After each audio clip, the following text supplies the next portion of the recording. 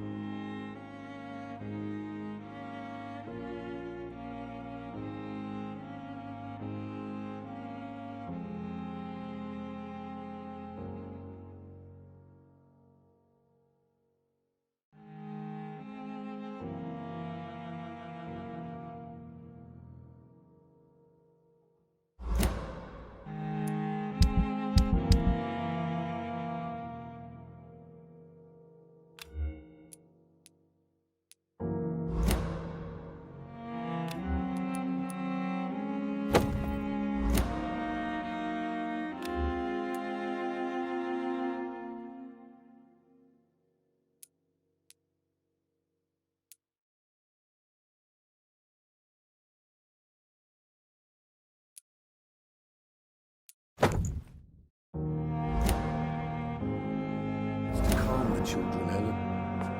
As for me...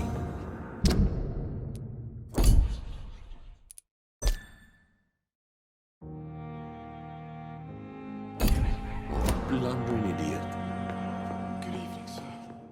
Good evening, sir. I'm Dr. Reed. May I help you? I don't know if a third opinion is needed. Your colleagues are already arguing about my condition. I see. Would you mind telling me more about your situation? I'm Harvey Fiddick.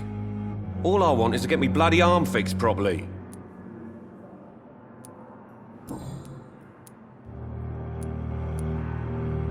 You seem worried about the safety of your family. And it's obviously the reason why your wound troubles you so much. I cannot give up on my children now. They both need me living. What about their mother, if I may ask? She died in 1915 during one of the first Zeppelin raids. We never found her body.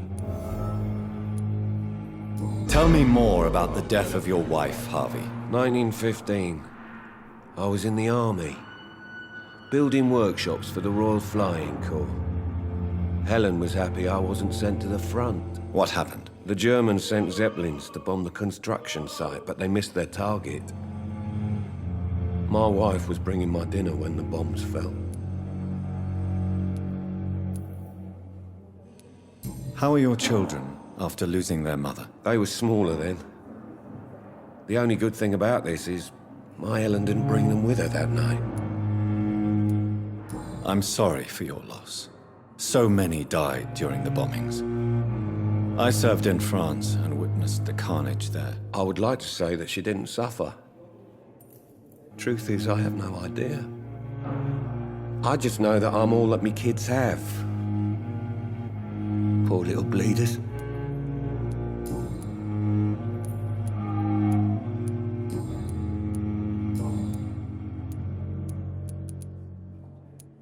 Tell me about yourself, Mr. Fiddick. I'm just a regular guy waiting to get his arm fixed, so I can return to work and to my family. I was more curious about what you were doing before being hospitalized. I'm a carpenter, and a good one too.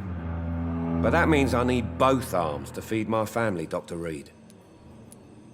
Are you satisfied with your treatment here? Well, it's clear that I've chosen a bad time to be injured. Forgive my bluntness, but you seem overwhelmed by cases of the flu. I won't lie to you about it. I'm afraid we are. Are you sure you don't want to operate yourself, Dr. Reed? I have the feeling you're very capable, and your colleagues seem to think so too. In other circumstances, you would be right. But for now, I don't think I can take on the responsibility. My apologies. Tell me about the doctors who are arguing about your case. Strickland and Aykroyd. They both want the best for me, but there's a lot of pride there. Doctors are no different from carpenters, it seems. What do you mean? I often had professional arguments with rivals on a building site. Difference is I disagreed about wooden nails, not flesh and bones.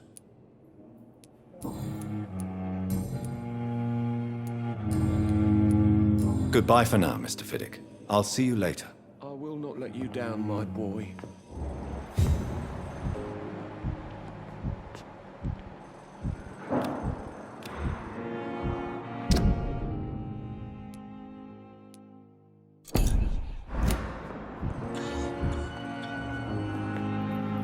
Good evening, Mr. Fiddick. Good evening, Dr. Reed.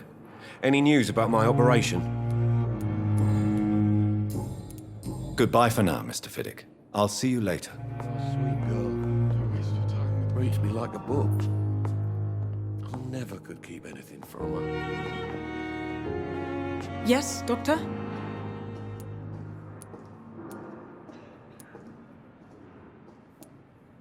That's all for now, Nurse Crane. Thank you. Not let you down, my boy.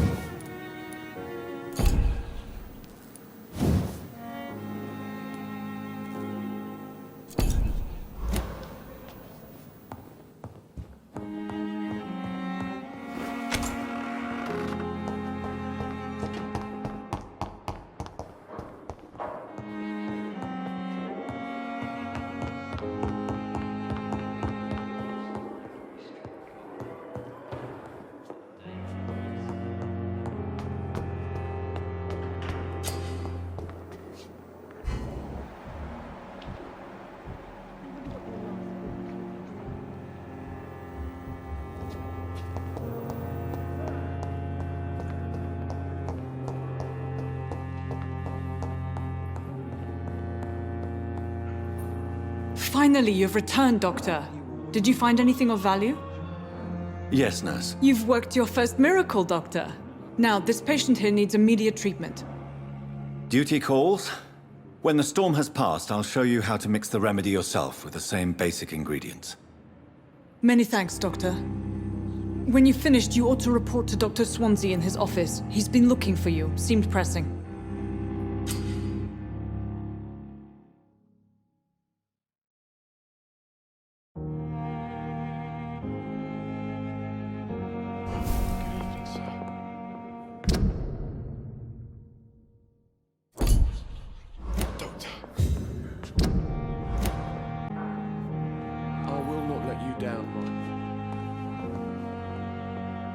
Good evening.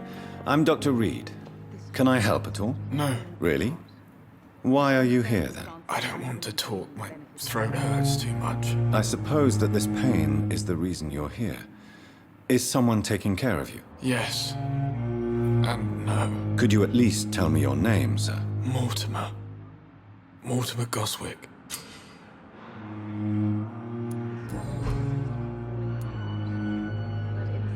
Tell me about yourself, Mr. Goswick. I don't want to talk, Doctor.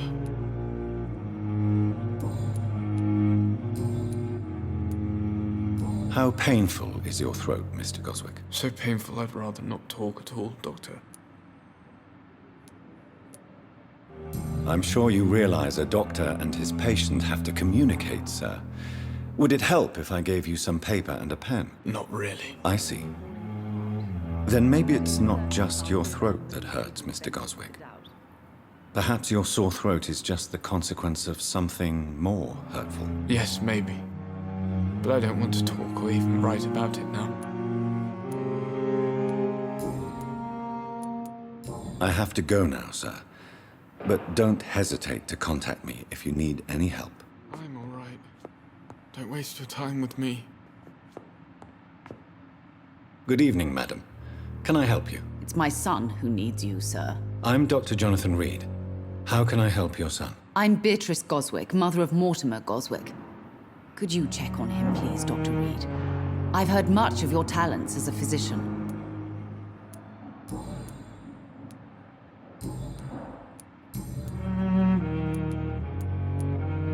What do you think of your reception here? Any complaints? I have had the uttermost reservations about this hospital since we arrived. But we had no other choice, considering the state of emergency. Is there something in particular that's bothering you? Some of the staff were not especially welcoming. I suspect they're not accustomed to dealing with patients of such social standing. Tell me more about your arrival at the Pembroke Hospital. What gave you such a bad first impression? The ambulance driver was quite rude, for a start. And that nurse, Miss Hawkins, seems to have quite a dubious attitude. What do you mean? She managed to secure a bed for my son despite the epidemic. It was a relief, but it wasn't cheap.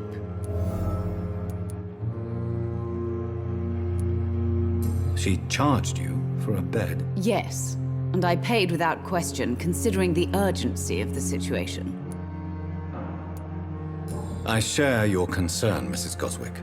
Be sure that I'll talk to the people involved. I don't expect compensation, Dr. Reed. But I'm aware such behavior would not be tolerated in other hospitals. What can you tell me about yourself, Mrs. Goswick? Not much to say. Just take care of my Mortimer and I'll cover all the expenses. That's all that matters. May I ask if you have an occupation, Mrs. Goswick? I'm a teacher by profession. I teach young women who are more ambitious about their futures than their families. Are you really that rich? Most of the patients here are of a more humble origin, if I may say so. Yes, thanks to my husband. May he rest in peace. I can cover any needed medical expenses.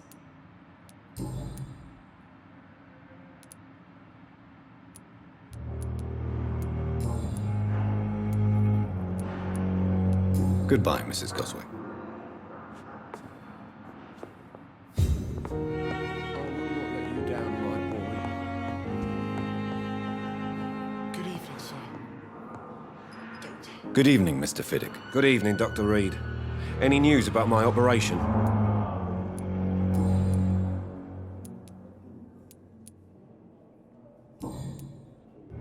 Goodbye for now, Mr. Fiddick. I'll see you later. Oh, sweet girl. Reads me like a book.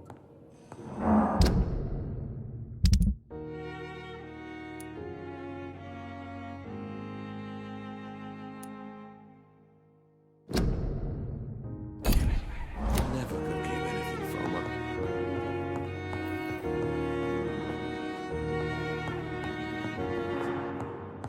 Good evening, sir.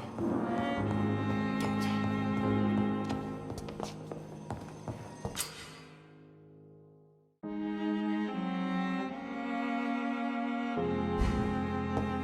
How long must I wait, damn it?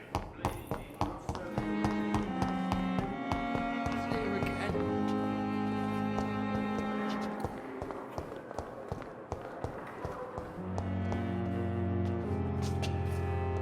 I cannot enter. It's locked, all right.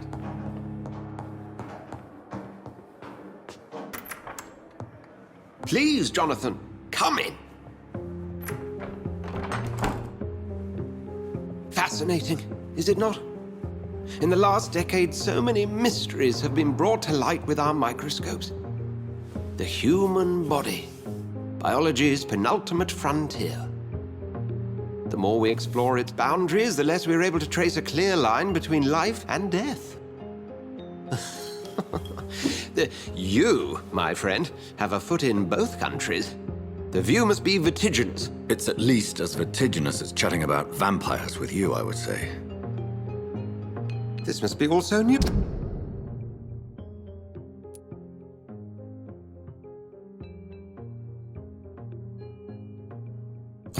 To you. This area of town, the hospital, a brand new life. How stimulating it must be. I wish I could share your enthusiasm, Dr. Swansea, but my condition defies scientific categorization. Undead? Unalive? Immortality defies logic. I cannot express my thrill at this serendipitous turn of events. The world's most eminent specialist in blood transfusions, a vampire. One might say a gift from heaven.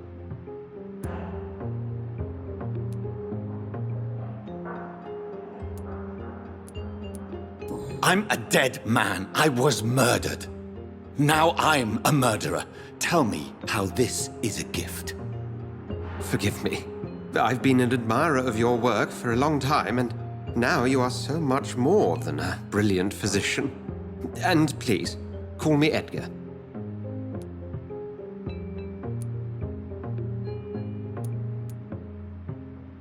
I'm not some doe-eyed student, Edgar. I understand we both have something to gain from this relationship. Very well. I have a task for you, Jonathan. Something that will require all your newfound skills. Please, go on. The Pembroke only survives through the generosity of our benefactors. Unfortunately, our main donor has found herself in a bit of a bind. Now, if you could help her out... A spokesman or politician is what you need. That's not my calling. And until I come to understand what has happened to me, I require discretion. Discretion is in order, Jonathan. Lady Ashbury has recently received rather indelicate correspondence that, if revealed, would jeopardize her position. And you would like me to eradicate this threat? By the stole, of course not. I would just like you to pay her a visit. Her ladyship is certainly near the tents outside, tending the sick. You can't miss her. Look for someone impossibly delicate. Accepted. I'll see what kind of trouble Lady Ashbury is in.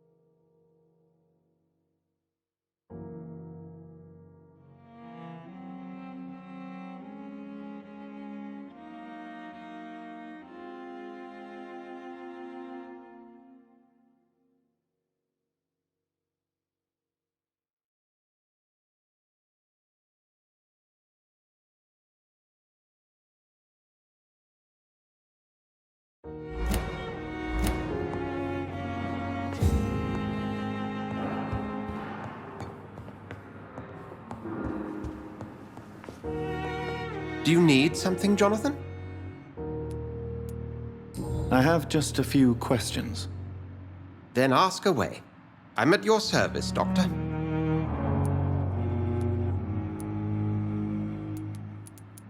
The man we pursued and slew in the canning factory, William Bishop, I believe, was he a vampire? He was a Skrull, technically speaking. The debate rages as to their classification. Some think them a subspecies of vampire, others something else. Just for clarity, what differences are there between myself and a Skrull?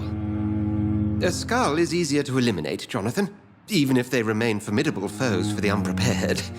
Vampires... Now, vampires exist beyond the mortal realm.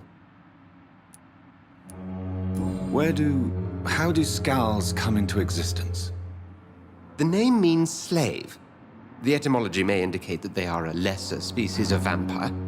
From what I know, vampires tend to despise them. You mentioned something about a secret society. A brotherhood, if I recall. Could you elaborate? Certainly. I've been a member of the Brotherhood of St. Paul's Stole for several years. We are pledged to monitor and report vampire activity in England as impartial scientific observers.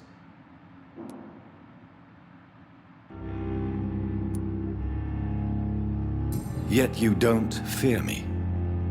And still, you know the monster that lurks beneath the civilized surface. The Brotherhood has studied your kind for centuries. We believe you are as supernatural as a lion is to a gazelle. That explains your nightly wanderings about the docks and the questions you ask. I feel it wasn't mere coincidence that led us to that part of town. There was something as yet unseen that set those chain of events in motion.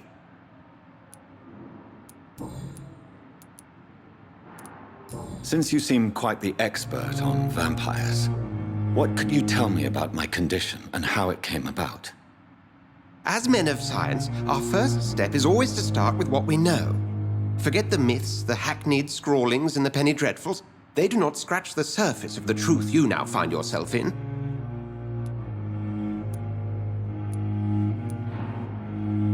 The sun. The morning following my transformation. Its rays burned me. There was pain, smoke, and my skin blackened. You will find there is very little that can kill a vampire, my friend. You have been offered relative immortality. The sun will most certainly hurt you, leaving you weakened and damaged, but it will not destroy you. Must I take a life to live? You are a vampire. You feed, and blood is the sole sustenance that can sustain your immortal frame. And only a living creature contains the nourishment you require. Since I'm the one working for you, what should I know about Pembroke Hospital? Well, for many years, we have been the only medical facility in this part of town that people can rely on. We support the community here, as well as provide health care.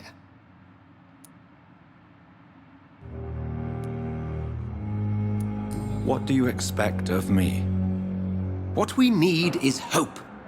You were a soldier. This is a war. This white coat's still a uniform. We fight to help the poor, the sick of the East End, the forgotten. Where do we stand today? Oh, to be honest, we cope on a day-to-day basis. The first wave of the Spanish flu last summer took us by surprise. We lack many of the basic necessities needed.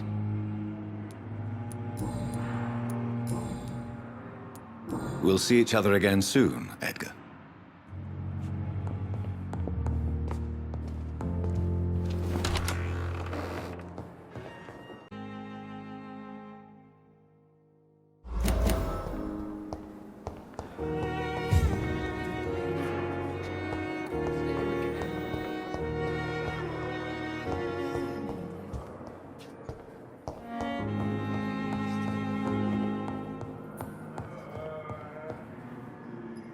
Good evening, Mr. Fiddick. Good evening, Dr. Reed. Any news about my operation? Have you heard talk of any blackmail here at the hospital? No, nothing.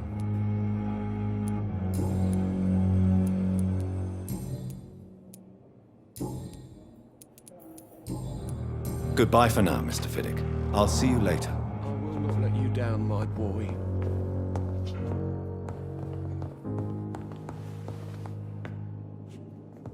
I'm all right. Don't waste your time with me. You always knew the words to calm the children, Ellen.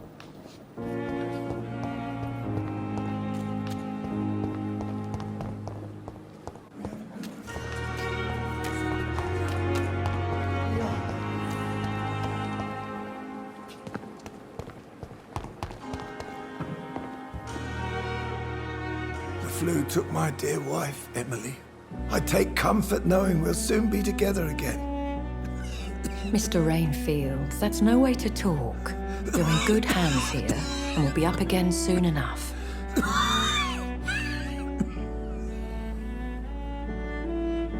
Now do me a kindness and get some sleep. I'll be back round later. Your words are kind, the blessings of an angel. You're the sweet, sweet Lady of Mercy.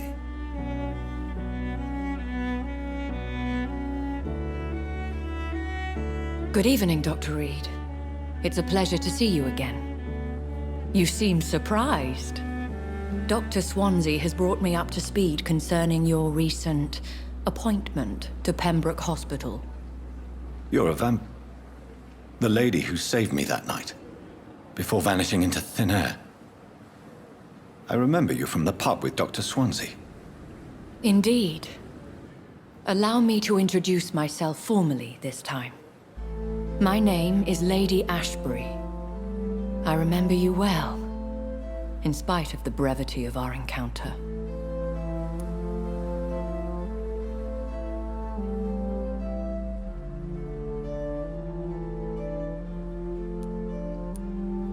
Apologies. You've taken me by surprise. I'm very happy to see you. The pleasure is mine, Doctor. I hope you're more disposed to answer my questions now. You must have countless questions, but our rather urgent matter first. Swansea has explained. My cover, if you prefer, has been compromised.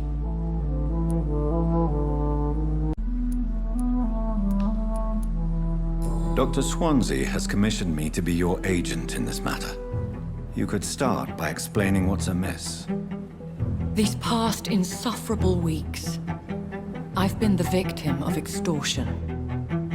I've made a first payment, but the blackmailer grows greedy. I must refuse his most recent demands.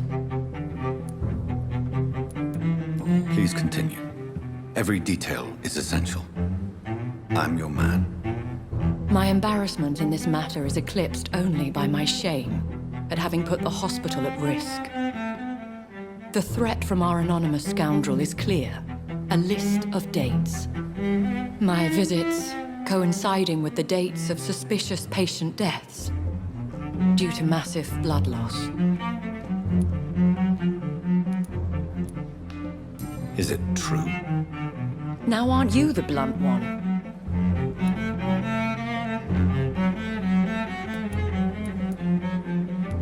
You are aware that I too know the thirst for the scarlet nectar. In all honesty, I'm not simply a patron to the hospital. My visits serve a dual purpose. Dr. Swansea has been treating my condition with a revolutionary technique of blood transfusion. It seems you are a specialist in the domain. I'll take care of it. Do you know where I should start? If that was the case, I'd settle the matter myself.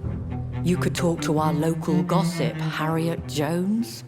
Not a pin drops here without her hearing about it. I'll meet that woman now. My life, as others know, is in your hands, Dr. Reed. I'm sure of your discretion, but I do fear your powers of persuasion will be put to the test.